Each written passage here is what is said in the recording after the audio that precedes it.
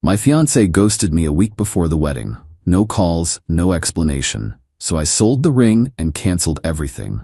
Then she showed up crying at my job. I'm 32 male, Matthew. Or, I was 32 and about to be a husband. Now, I'm just 32 with a stack of cancellation receipts. It started 8 days ago, a week before the wedding. Lisa, 29, was supposed to meet me. We had a final venue meeting the next morning. Last-minute stuff, table placements, meal counts. She never showed. 7 p.m. texted. No reply. 8 p.m. called. Voicemail. Odd.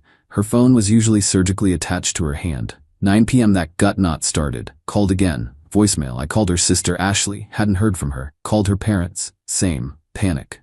By midnight I was frantic. Called friends. Drove past her apartment. Dark, car gone. This wasn't Lisa.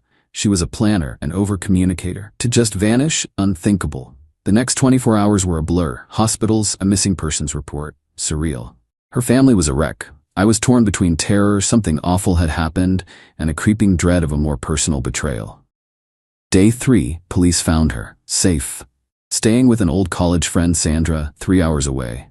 Relief hit me, then immediately a cold, sharp feeling of, what on earth? She was fine, and told no one, not me. The police said she wouldn't speak to me, no reason for her departure, just that she was safe and needed space. Needed space. A week before our wedding, my brain just froze. Fear and grief morphed into something icy. No note, no text, no email.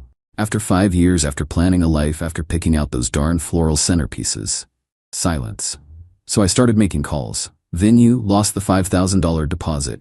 Caterer, another $3,500 gone. Photographer, sympathetic, but bye-bye $2,000. Florist, my initial deposit for them. DJ, cake, honeymoon flights, non-refundable resort. Each call, a hammer tap, chipping away at our future. The financial hit from these deposits I had personally paid or was immediately liable for was significant, around $15. Her parents had paid for her dress separately and were supposed to cover the bulk of the flower costs directly with the florist later. But the initial booking deposit for the flowers had come out of my account. The hardest calls were to family and friends. Weddings off. The shock, the unanswerable questions, humiliating. My mom cried. My dad just kept asking, son, what on earth? I wish I knew. Then the ring. 1.5 carat cushion cut, vintage inspired. Her dream. Cost me over $13,000. I took it to a reputable jeweler. Got $7,800. Less than hoped, more than feared.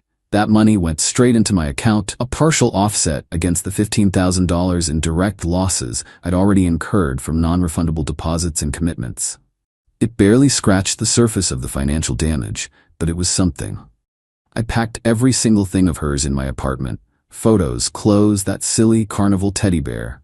Boxed, labeled, ready for her eventual reappearance. It's been 5 days since I found out she was fine. Still no word. Ghosted her own wedding. Ghosted me. The anger is a cold lump, but mostly I feel clear. How do you come back from this? You don't. I'm waiting for the other shoe. People don't do this without a follow-up act. Update. Well, the other shoe didn't just drop, it practically kicked me. Last Tuesday, I'm a project manager for a construction company. Mid-meeting with a client, my colleague Nancy pokes her head in. Matthew, sorry visitor, says it's urgent. Excused myself. Annoyed. Walked to reception. There she was, Lisa. Looking like she'd cried for a week. Puffy eyes, messy hair, a world away from the woman I was supposed to marry. First thought, seriously, here? My workplace? Matthew, she said, voice thick, tried to step forward for a hug. I stepped back. Lisa, what are you doing here? Low voice, Nancy at the desk, suddenly very busy. We need to talk, she whispered, tears welling. Please, it's all been a horrible mistake. A mistake? I said flatly. Ghosting me, your family, a week before our wedding, refusing contact, that's a mistake? I know. I freaked out, scared. Sandra said some things, I just panicked. Sandra, her free spirit friend who always thought Lisa was too good for me. Right? So you ran off, no word, for 3 weeks. Didn't know how to face you, ashamed. Matthew, I still love you, I want to fix this. She reached for my hand. I pulled it away. Fix this? Disbelief. Lisa, there's nothing to fix, it's done. I canceled everything, weddings off, permanently. Her face crumpled. No, you can't mean that. We can rebook. Tell everyone I had a family emergency. A health scare. Smooth it over. The sheer entitlement was stunning. Smooth it over? Like a spilled drink, not a life detonation? Lisa, I sold the ring. That stopped her. Jaw dropped. You, what? Sold it. As I said, I lost over for $15,000 in non-refundable deposits I personally paid. The $7,800 from the ring barely made a dent, but it was necessary. You sold my ring? Voice rising. That was my ring. My grandmother's setting was the inspiration. How could you? Okay, now anger. Your ring? I bought it for a wedding you abandoned. A symbol of a commitment you spat on. Inspiration doesn't make it an heirloom when I paid. But the money, she sputtered. What about it? I asked calm. It partially covered the venue, caterer, honeymoon, consequences of your actions, which still left me massively out of pocket. She stared. You have to give it to me. That money is partly mine. We were getting married. Were. Past tense. No, I don't have to do anything except protect myself from further damage. My boss, Mr. Donaldson, stern but fair, walked out, drawn by her voice. Glanced at Lisa, then me, eyebrow raised. Everything all right, Matthew? Personal matter, Mr. Donaldson. Being resolved, I said, giving Lisa a get-out look. Lisa appealed to him. He sold my engagement ring, canceled our wedding without talking to me, she wailed. Mr. Donaldson looked uncomfortable. Ma'am, this is a business, I cut in. Lisa, this is inappropriate. Leave, now. But Matthew, our families, the deposits my parents paid. Your parents paid for your dress, which I assume you still have. They were supposed to pay the florist the remaining balance directly, but they hadn't.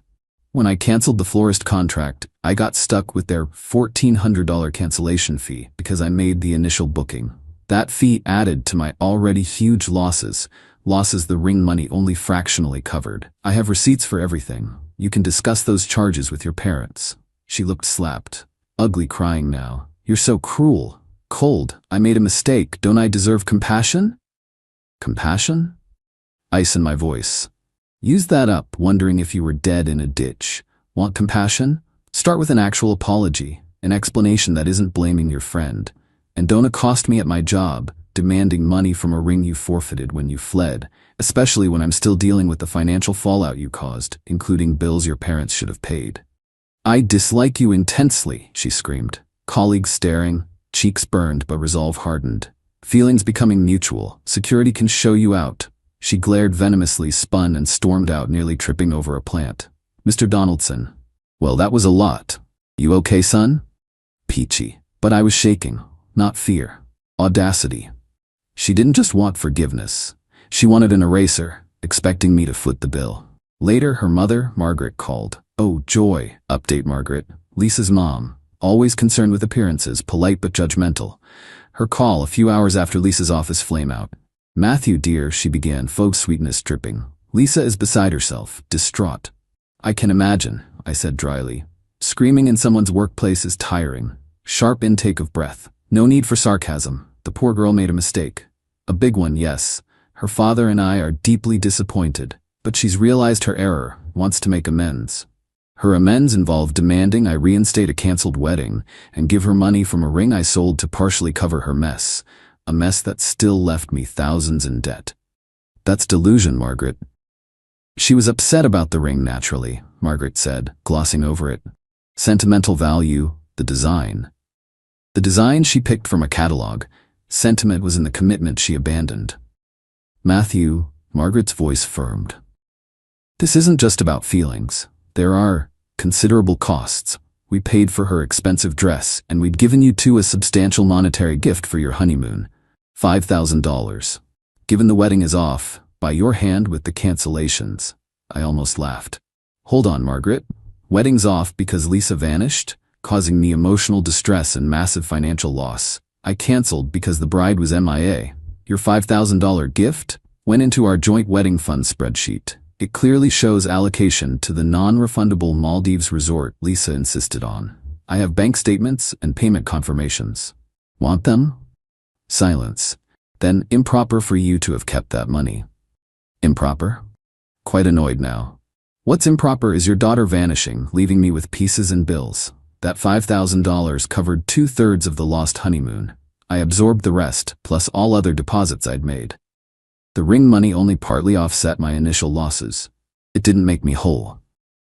Itemizing? What? She asked when I mentioned my next step. You and Christopher, her dad, or to pay the florist the outstanding balance of $2,800 directly, remember? You hadn't. When I had to cancel the entire florist contract because the wedding was off, the florist charged a 50% cancellation fee on that total, which amounted to $1,400. Since I made the initial booking and paid the small deposit, I was legally on the hook for that $1,400 cancellation fee when you didn't pay your share. I had to cover it, adding further to my significant personal losses from this whole fiasco. Outrageous. You're trying to extort us. No, Margaret. Calm, dangerous voice, stating facts. Lisa's actions led to these costs. The ring money only softened the blow of my own direct losses. Your $5,000 gift went to the honeymoon we never took. Now, on top of all that, I also had to cover the florist cancellation fee that arose entirely because you and Christopher didn't fulfill your commitment to the florist before Lisa disappeared. There is no profit for me. Only a massive headache and a broken engagement that's cost me a fortune. Sputtering. Lisa said you were cold. She was right. After all she's been through. All she's been through, Margaret? What about me? Our families, friends, the worry, canceled plans, embarrassment? She just got scared. Young girls do these things. She's 29, Margaret, not 19. Decent people don't do these things. They communicate, take responsibility. This went on. Astounding entitlement. She genuinely believed because Lisa was sorry, a sorry I hadn't heard meaningfully, all burdens should vanish or be mine. Even suggested I apologize to Lisa for selling her ring and not being understanding at my job. Enough. Margaret, listen. I'm done. I'm sending you, Christopher and Lisa, an itemized list of all wedding-related expenses that I managed or was left financially responsible for. This includes payments I made, deposits I lost, and liabilities I had to cover when others defaulted, like your florist bill. It will clearly show by whom these costs were originally contractually owed or who caused the loss. It will demonstrate that no one's profiting, least of all me, and will clearly state the $1,400 florist bill I covered on your behalf. Reimburse me for that $1,400 or not, your choice. But further demands or harassment will get a cease and desist from an attorney. Clear? Dead quiet. Then a clipped, you wouldn't dare. Try me. Hung up. Hands shaking. Not pleasant. But rage was a clean fire. They thought they could bully me into paying for Lisa's enormous mistake. Next day I did it. Meticulous spreadsheet. Every vendor for shared items, every deposit I paid, dates, scanned receipts, highlighted the florist cancellation fee I was forced to cover, attached ring sale proof and how that only partially offset my own initial list of losses, 3 copies, registered mail, return receipt, for Lisa, for her parents. Then, the fun. Lisa wasn't just staying with Sandra. After Lisa's office stunt, heard via grapevine from Nancy's venting, Sandra apparently told Lisa to own her stuff or leave. So Lisa was back with her parents. My spreadsheet landed mid-reunion. Text from Ashley, Lisa's sister, days later. Ashley, Matthew, Mom and Dad got your documents. And Lisa, WW3 here. Just wanted to say, I'm sorry, you didn't deserve it. Replied, thanks Ashley, appreciate that. The revenge wasn't vindictive, it was clarity. Consequences. They wanted to muddy waters, make me the bad guy.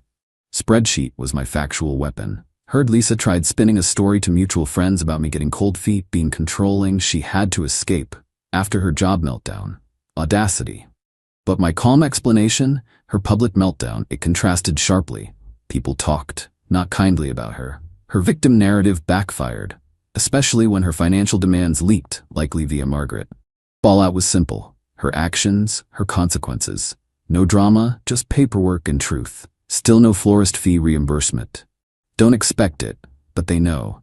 And they know their demands are baseless because my documentation clearly shows I was left holding the bag for their portion too. Small victory. Update. It's been a while. Life annoyingly just keeps going.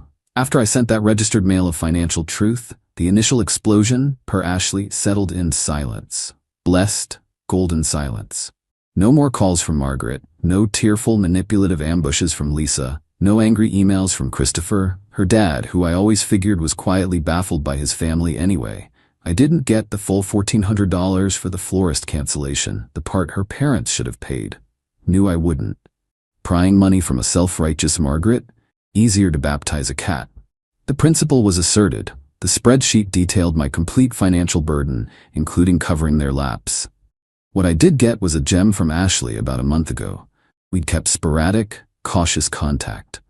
Ashley, you are not going to believe this, or maybe you will. Lisa tried to get mom and dad to pay for a healing retreat for trauma from the wedding cancellation, cost $3,000. I replied, and did they? Dad actually said no, flat out. Said her healing could start with getting a job and paying back the deposits they did lose on her dress alterations and a few other bits they'd prepaid for directly. Things that weren't even on your list of shared financial responsibilities you had to settle. Mom silent treatment for dad. Lisa hysterical. Circus. That right there was better than any $1,400. Entitlement hitting a family brick wall. Christopher finding his voice. Good on him. And Ashley's clarification confirmed my spreadsheet correctly, focused on my direct and consequential losses. Lisa, from what Ashley and others say, isn't thriving. Her victim plan crumbled. The workplace stunt made her look unhinged. Her bad-mouthing of me was clumsy, easily refuted. Many former mutuals saw her behavior. Some offered me support. Others faded, understandable. Friendship culls happen. She's apparently still with her parents. Job hunt not going well. Anything she's qualified for is beneath her after her trauma. The world isn't bending to her narrative. The artifact of this mess for me is that spreadsheet. Saved, not for money, but as a reminder. Strategy, not just emotion, works. Line in the sand, armed with facts about the financial burdens I was forced to carry. As for me, first month was rough. Not just anger, but sheer bafflement. The why. Probably never get a satisfying answer. People like that rarely make sense to anyone but themselves. But the clarity from my first post stuck, like a filter removed. See things, people, more clearly. Sold our couch, bought a new one just for me, reclaimed my space, gym more regularly, great stress relief, reconnected with neglected friends, works good. Mr. Donaldson actually gave a nod of respect after the incident. Handled that like a professional, Matthew.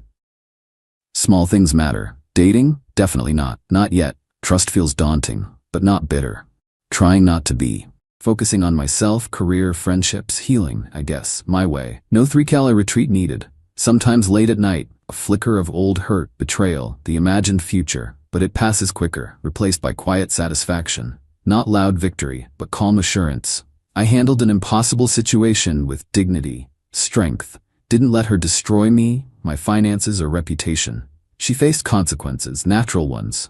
No over-the-top revenge, just steady fallout from a terrible choice. That feels more real, more satisfying than any drama. She made her bed, now she's lying in it, with her parents complaining.